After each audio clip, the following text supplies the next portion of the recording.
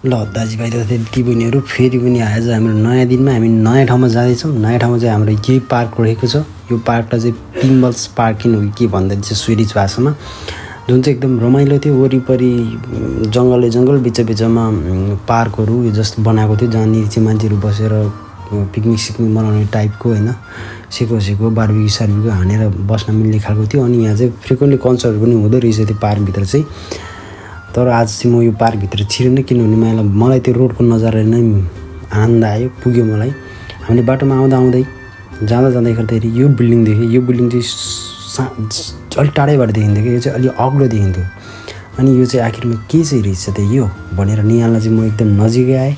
नजिकै आउँदाखेरि मैले तपाईँलाई देखाउन चाहेँ from bottom to top it's so high, so tall, मतलब tallest building. And I really wanted to go other side of this building भनेको। यो अगाडि भनौँ कि पछाडि भनौँ, यो चाहिँ खासमा बिच टाइपको। अनि जहाँ चाहिँ मान्छेहरू आउने रहेछन्, रमाइलो गर्ने रहेछन्। कोही मान्छेहरू आएर स्पिकर बजाएर नाचगान पनि गरिरहेको थियो। अनि कोही मान्छे स्विमिङ खेलिरहेको थियो। तर यो चिसो मौसम थियो, गर्मी महिना भए पनि आफूलाई स्विमिङ खेल्न आउन्न, त्यही भएर चिप्लेर लडिन्छ कि भनेर डराइ भयो भने अगाडिसम्म गएँ। भिडियो राम्रो निकाल्ने प्रयास गरेँ, तर राम्रो निकाल्न सकिएन। अन्त यहाँबाट चाहिँ तपाईँले निहाल्नुपर्ने कुरा चाहिँ के छ भन्दाखेरि, यहाँ बिचमा एउटा ब्रिज रहेछ, जुन ब्रिज चाहिँ एकदम लामो रहेछ।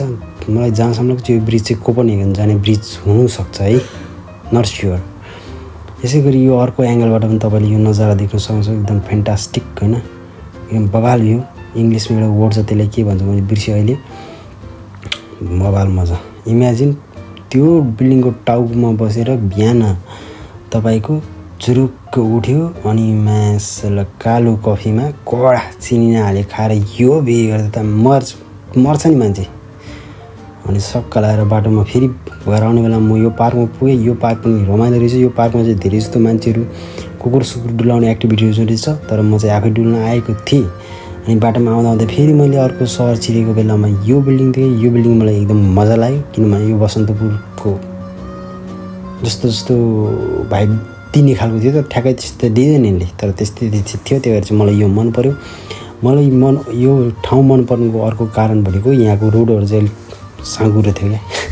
साँघुरो भएपछि मलाई मनपर्छ, किन होइन, साँघुरो भएपछि मनपर्छ। यहाँनिर चाहिँ हामीले सिक्नुपर्ने कुरा हुन्छ, यति साँघुरो रोडमा पनि मान्छेले साइकल लेन भनेर छुट्टै बनाउन सक्ने रहेछ, जुन चाहिँ यो हाम्रो बसन्तपुरमा पनि बनाउन सक्छौँ कि सक्छौँ नि भन्ने कुरालाई अब मध्यनजर राख्दै सजेसन जस्तो एउटा होइन, एडभाइस जस्तो एउटा आफैले सिक्नुपर्ने ज्ञान जस्तो लिएर हामी अगाडि बढ्यौँ।